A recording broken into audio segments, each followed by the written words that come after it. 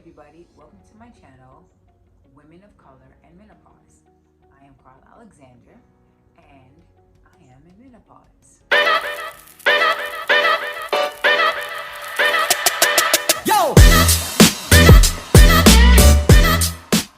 Today we're going to discuss, you guys have to kind of, excuse me, but I'm looking at my notes, but today I want to discuss with you why menopause hits Black women and Hispanic women differently. I'm going to be quoting from a couple of articles, and I will be leaving a link in the description box below so that you guys can check out this information for yourself. There's so much information about what we're getting ready to touch on, and it's really important that you kind of just educate yourself, be aware of what your body could potentially go through, even if it's just to support somebody that you know is going through it. Because believe it or not, there's a lot of people out here who don't know how to deal with women in menopause. Hoped to come across more women in menopause like me, but so far I've only come across one other woman, and she happens to be Caucasian. So that's just, I don't even know what to say about that. The reason why I decided to make this channel, it's because of information like this. I had a discussion with my daughter earlier today, and I explained to her, I said, it's kind of amazing how, when we as African American women seek help, we can't get it. We're kind of shut out at the door. And the last thing a person wants to hear is, well, if they don't work out for you, you're just gonna have to weather the storm. You know what I'm saying? So it's either, for me, it was either continue on with hormone therapy, despite the fact that I'd gotten sick and had adverse reactions from at least 3 of them. But if I decided not to do that, I was on my own because my doctor did not offer me any other alternatives. You are on your own. Suck it up, wait for it to end. I feel like if you're telling me that I'm supposed to suffer with menopause, maybe 10 to 15 years after the time for menopause to be over, then how am I supposed to handle that? How am I supposed to handle however many decades that I'm gonna have to go through this when I can't even touch hormone therapy? You know what I'm saying? So it was kind of like one of those things where, okay, yeah, you are on your own. You're gonna have to figure it out for yourself, which I did. So this is the reason why this channel is created. I want to bridge more awareness to women about their menopausal, symptoms, what could potentially happen if you do go down that road, and you won't even know until you're in it.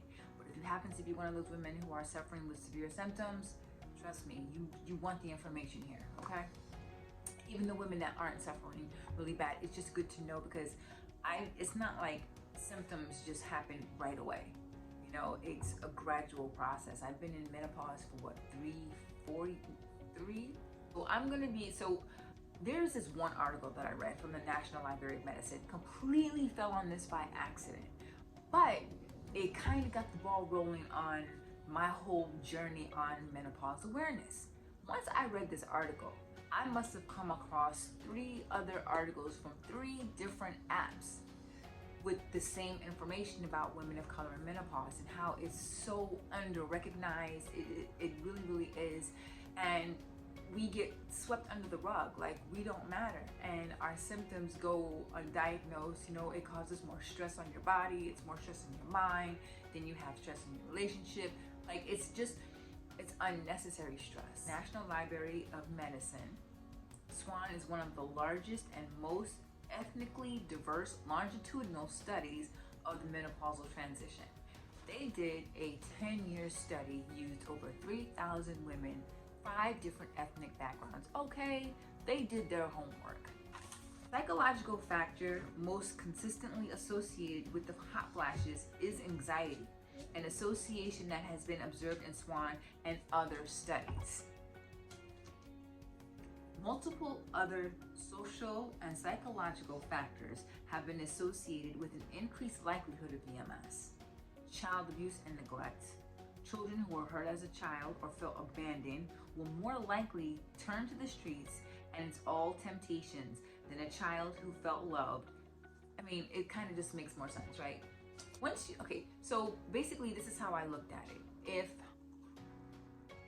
my symptoms are as bad as they are, which they are pretty bad, and when hormone therapy didn't work, when diet didn't work, when working out didn't work, all of this wasn't working, I needed to dive a little bit deeper and try to find something else. And that's kind of what led me on my spiritual journey and the chakra healing, what's called shadow work. And if you truly want a soul cleanse, a detox, you have got to go through shadow work. There is no other way to get around it.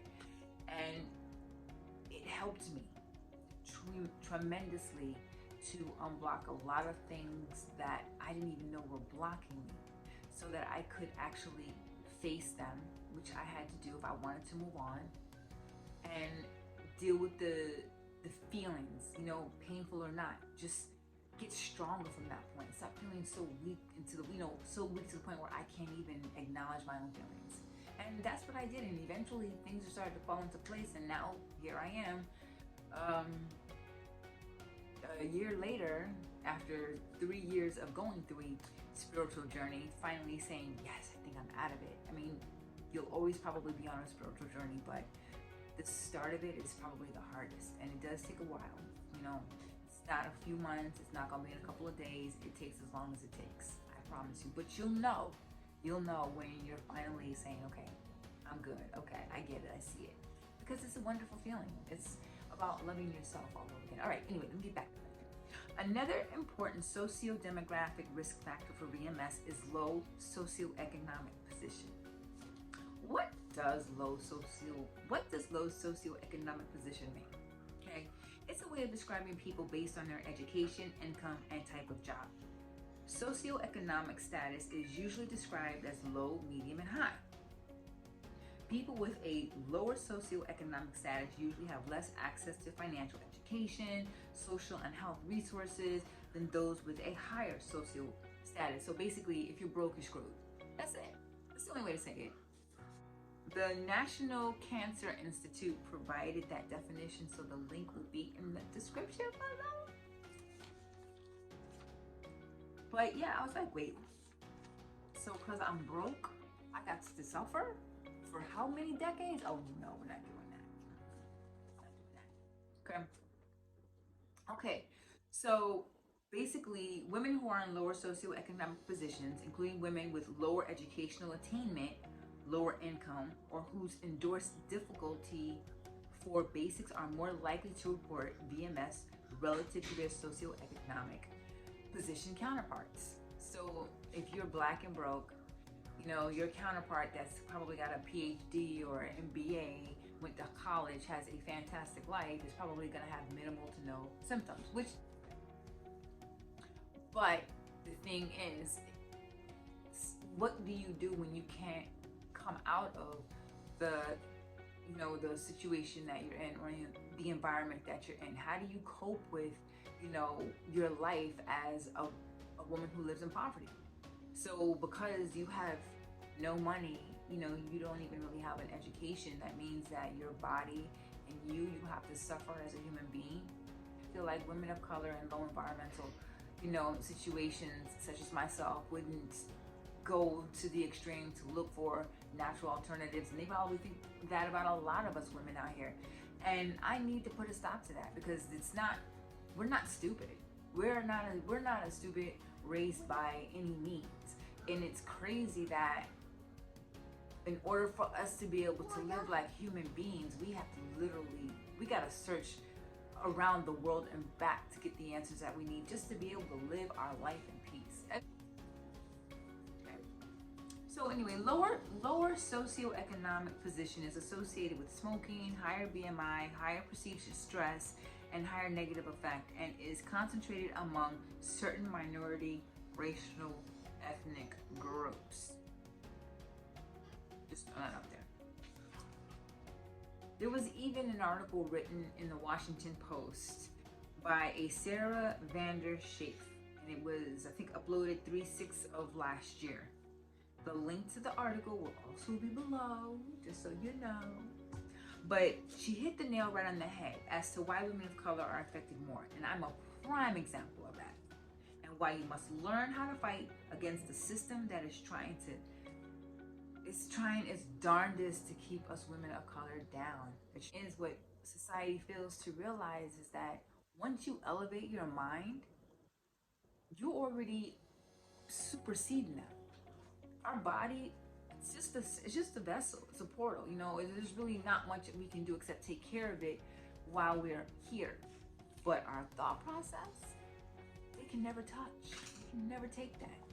And that's where we need to be at as a community, together with this, so that we can start building up the next generation, so that they don't get caught off guard and having to deal with hormone therapy because nobody told them about it, and now they're going to be sick, and 10, 20 years after they've done hormone therapy, now they've got some type of cancer. No, we don't need that for our generation. We don't need that for the next generation. That's the only alternative that they're offering us. That's not good enough. She also wrote, for women experiencing them, they represent not only a bothersome symptom, but are linked to increased risk of cardiovascular disease, the leading cause of death for women, poor sleep, and decreased verbal memory.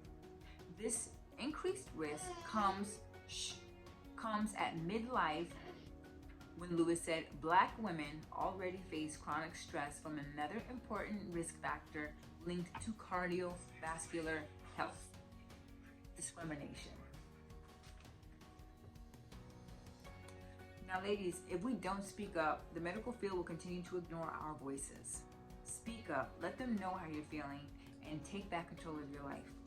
If you're going through it, whether they act like they are not hearing you or they're not taking you seriously enough, listen, beat it in their head until they get it, that your symptoms are very serious, that it's not something that they can just ignore and say, okay, well, it's just a natural course of life. Some of these symptoms can be avoided, and they can teach you and educate you on these different ways. Granted, I had to learn everything the hard way, but it was through that experience that I'm here to be able to tell you how to do it the right way. And it does include changing your diet. It does include, getting your body together, because think about it. You're getting ready to go through a transitional phase in your life that could potentially cause real damage to your heart, okay? We're talking about serious symptoms with menopause. Because once menopause is over, then you're gonna have to deal with osteoporosis or porosis or whatever, arthritis. You're gonna have to deal with hypertension, anxiety, depression, stress. Let's not forget about heart disease. What? On top of everything else that we have to go through. So you're telling me that we're gonna have symptoms from our symptoms? No, we can't live like that. Who's supposed to live like that? Not us. Not today. If you're a mess and you're going through menopause, it's perfectly okay. It's perfectly fine. If you've had it together your entire life and are a mess because of menopause, it is perfectly okay. It is perfectly okay. It is the natural process. You are just getting ready to change, and everything about you is going to change. There's no way around it.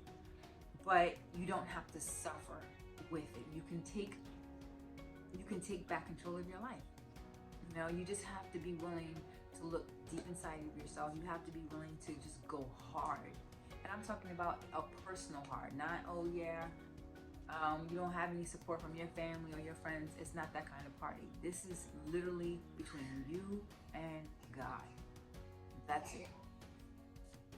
Okay? You have to let go of all the negativity. You have to let go of all the negativity in your life. Work on building something purposeful and reclaim your power. We may be menopausal, but our life is far from over. Far from over.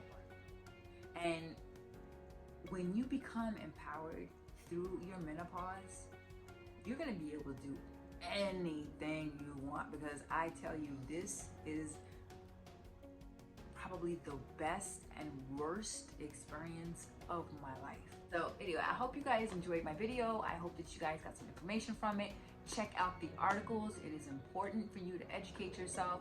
I will be here to show you more DIYs. We're going to be doing, I think next week I'm going to start incorporating a couple, not a couple, but I think next week I'm going to start incorporating in my video segments.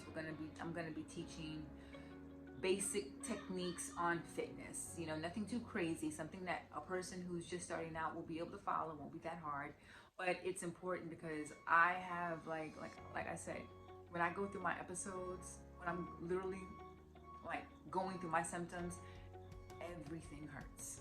And it only hurts when I'm going through my menopausal episodes. And I feel like now is probably the best time for me to get back into the game of fitness and stop playing, so that when that next episode comes, because I already know it's coming, I already know it is, but when it does come, I will at least be physically ready for it.